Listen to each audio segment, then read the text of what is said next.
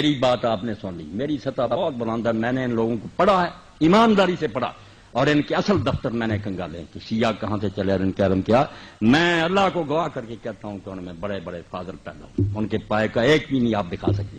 باقی صحابہ کو برا کہتے ہیں جو انہیں پتا چلا، کہہ رہی ہیں جنہیں پتا چلا کہ فاطمہ کو مارا حضرت عمر نے، ان کے بازو توڑا اور ان کے بچہ پیٹ سے گرایا، وہ کیوں نہ برا کرتے؟ اب یہ صحیح ہے یہ غلط، روتے ہیں آپ، کتابوں میں لکھا، آپ کہیں گے اس کی سند ضعیف ہے، وہ کہتے ہیں کہ ہمیں اعتبار کتابوں میں راویوں نے میرے بھائیوں لکھ لیا سب کچھ، اب شیعہ اس سے جان نہیں چھڑا سکتے. وہ کہتے ہیں وہی عمر ہے جس نے حضور کو کاغذ قلم نہیں دیا. آپ نے آخر وقت کہا لاؤ میں تحریر لکھ دوں، نکالو. وہ کہتے ہیں اپنی بخاری 6 جگہ لکھا. اللہ کے نبی نے آخر وقت کہا لے آؤ سامان، میں ایسی چیز لکھوا دوں میرے بعد گمراہ نہ ہو. کس نے اٹھ کر کہا کہ ہم نہیں لکھوائیں؟ حضرت عمر نے کہا کہ قرآن کافی ہے، ہمیں نہیں حضور کی تحریر چاہیے. کہتے ہیں اس کو کہتے ہیں حضرت اللہ کے رسول کی وصیت نہیں لکھنے دی.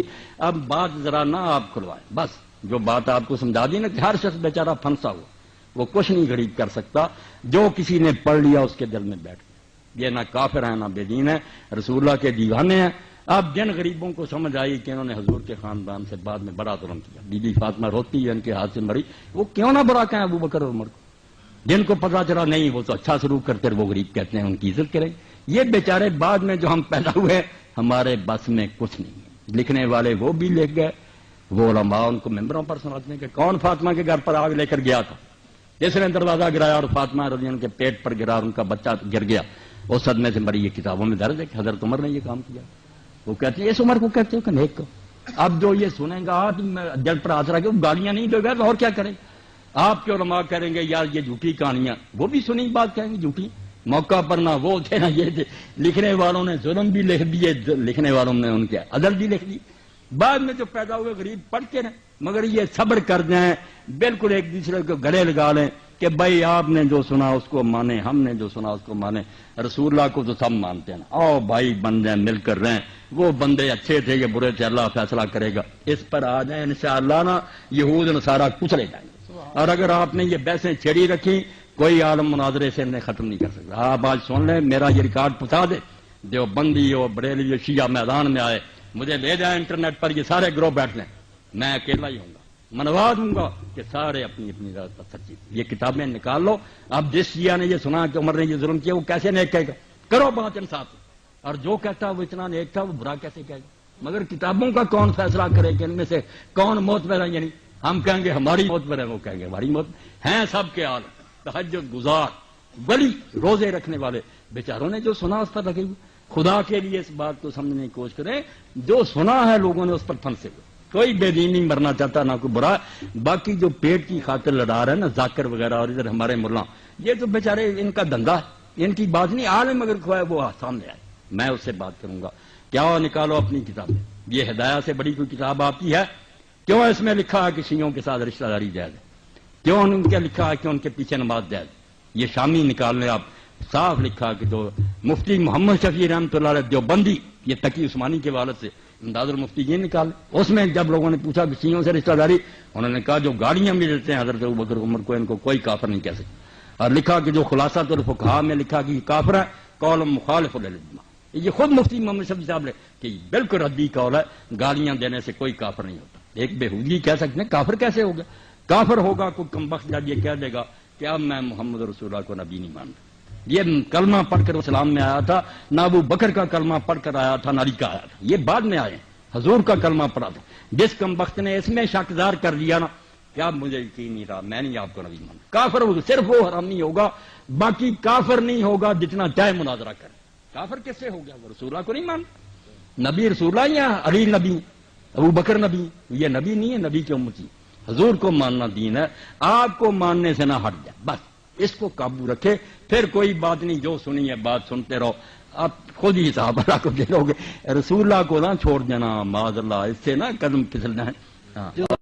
ایک کتاب ہے جس نے شیعہ مذہب کو برباد کر دیا، صاف کہتا ہوں، وہ سلیم ابن قیس الہلالی کی کتاب ہے، جس کو کہتے ہیں کہ وہ حضرت علی رضی کا صحابی تھا.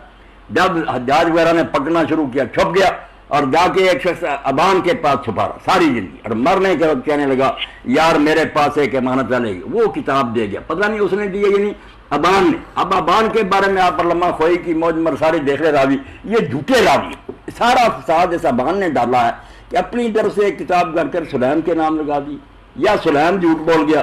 اس کے علاوہ دنیا میں یہ ظلم کہیں نہیں ہے. یہ جتنی باتیں نا آپ کتابیں نکلوا کر ثابت کریں شیعہ علماء اپنی کتابوں سے کہ یہ راوی سچا با جس نے یہ کتاب پھیلائی, سارے ظلم کے انہوں نے یہ کیا, حضور کے بعد یہ کیا, تو خدا کے لیے شیعہ حضرات بھی توبہ کر لیں. یہ ظلم ان کے کوئی نہیں دیکھے, نہ سنی یہ اپنی طرف سے باتیں کریں, یہ بھی موقع پر نہیں تھی. جو بات دلیل سے ثابت ہوتی ہے اس کو لے لیں.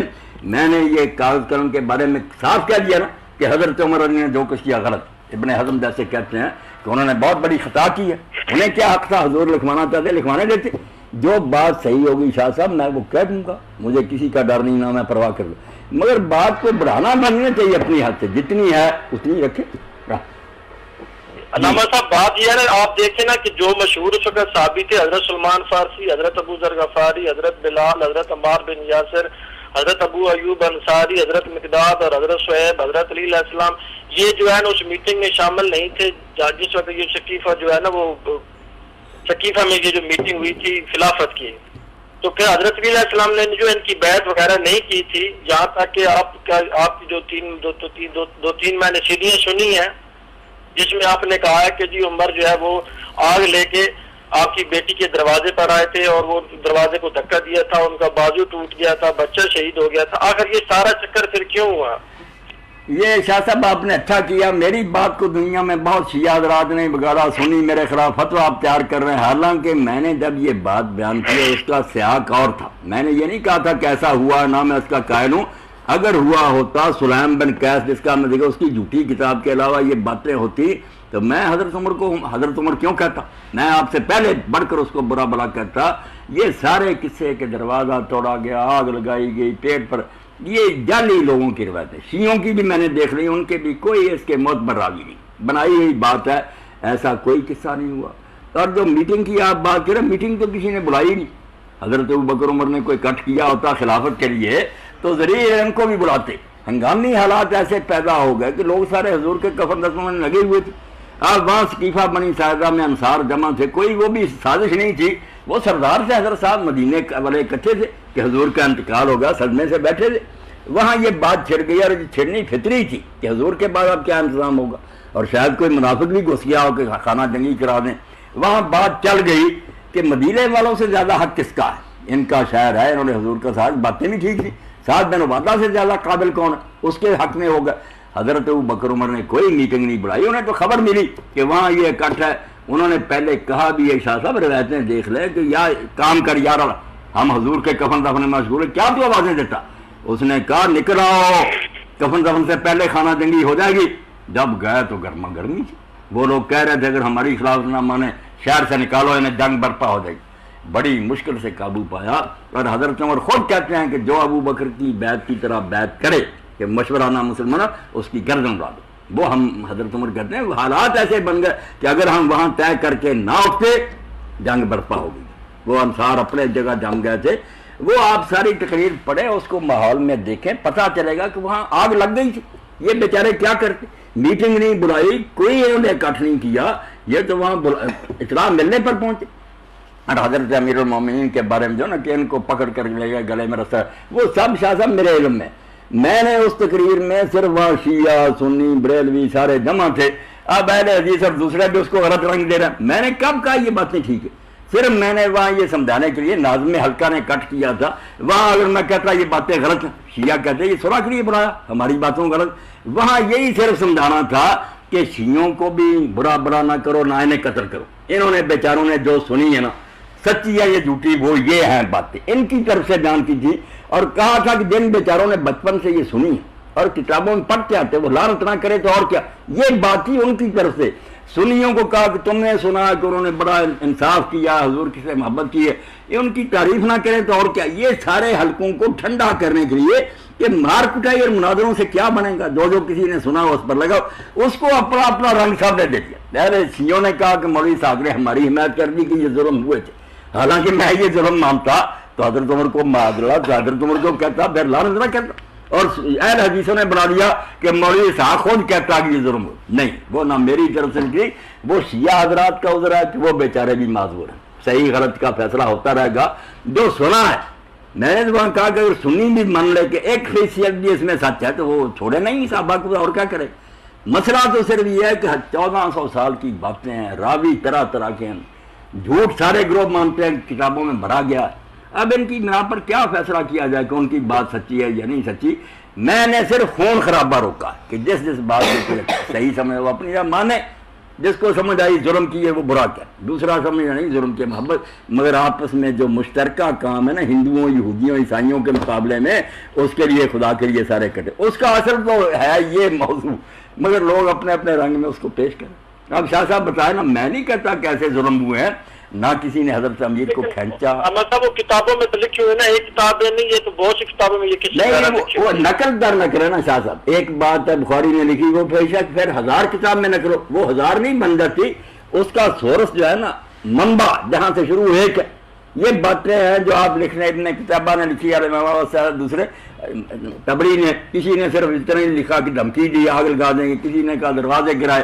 اب دیکھنا تو شاہ صاحب یہ آپ بھی کوشش کریں، اپنے شیعہ دوستوں کا میرا سلام پہنچائیں کہ وہ اپنی کتابوں سے نکال دیں کوئی صحیح سند کہ یہ چیز ہوئی ہے، پھر میں کہوں گا یہ ٹھیک ہے، یہ بیچارے اپنی جانب کرتے رہے، مگر جب ان کے پاس بھی کوئی صحیح سند نہیں تو خدا سے ڈرنا چاہیے کہ اگر ان کو لعنت کرنا ہے اور وہ انہوں نے ظلم نہ کیا ہو، ان کا انجام کیا ہوگا؟ اس لیے آپ تحقیق کریں، میں یہ نہیں کہتا غلط ہے، یہ نہیں، کتابیں نکالیں، اس میں راوی دیکھ لیں، اگر صحیح راوی ملیں تو انشاءاللہ اگلی نشست میں آپ پہنچائیں، میں غور کروں، اگر وہ صحیح ہوں گے دلیری سے کہہ دوں گا کہ یہ باتیں ان کی ٹھیک ہیں، بھائی آپ آرام سے بیٹھیں۔ اہل تشیع کے بارے میں ہے کہ آپ بہت ٹوک انداز میں یہ بار بار کہتے ہیں کہ وہ بالکل صحیح مسلمان ہیں، تو اب سورہ فتح میں اللہ تعالیٰ نے بیت رضوان والے پہلے یہاں روک کر وہ آیت کی طرف پھر یہ سمجھ لیں کہ یہ جتنے گروہ نا بریلوی حضرات ہیں، شیعہ ہیں، دوسرے وغیرہ قادیانیوں کے علاوہ، یہ وہی گروہ ہیں جنہیں ہم اہل الاہواء والبدع کہتے ہیں کہ انہوں نے کئی باتیں من گھڑت بنائی ہوئی ہیں، بدعت ہے ان کے اندر، گمراہیاں ہیں، یہ سب کچھ ٹھیک ہے، مگر صرف یہ ہے کہ کافر نہیں۔ کفر جو ہے نا کہ ایک آدمی سمجھے کہ واقعی رسول اللہ نے فرمایا اور مانے کہ ہاں رسول اللہ نے فرمایا مگر میں آپ کو نبی نہیں مانتا، آپ کی بات میرے لیے کیا دلیل ہے، یہ ہے کفر۔ اگر وہ کہتا ہے کہ مجھے اس روایت پر اعتماد نہیں، اس کے راوی کمزور ہے یا اس کا معنی یہ نہیں دوسرا ہے، تو پھر بے شک اس کی تعویل اور شبہ کتنا غلط اور باطل ہونا، وہ کافر نہیں۔ اس نے یہ نہیں کہا کہ میں قرآن نہیں مانتا یا رسول اللہ نہیں مانتا، غلط تشریح کر رہا۔ تو یہ اور ہمارے اس جمعہ کا خطبہ بھی یہی تھا کہ شبہ فاصلہ جو نا وہ غلط خیال کتنا غلط ہو، مگر جب انہوں نے پناہ لے لی کہ اس شبے کی وجہ سے ہم نہیں یار مانتے یہ بات، تو پھر وہ کافر ہونے سے بچ گئے۔ اگر کھلم کھلا کہتے بغیر کسی شبہ کے کہ بالکل ٹھیک ہے یہ بات مگر ہم نہیں مانتے اس کتاب کو، نہ اس نبی کو مانتے، یہ سارا کفر ہے۔ بس میرا کہنا یہی، یہ نہیں کہ یہ لوگ بدعتی نہیں یا ان میں گمراہیاں نہیں، سب کچھ ہیں، یہ گمراہ اور ضال فرقوں میں سے ہیں مگر کافر نہیں، کفر نام کی کوئی بات آپ کریں نا۔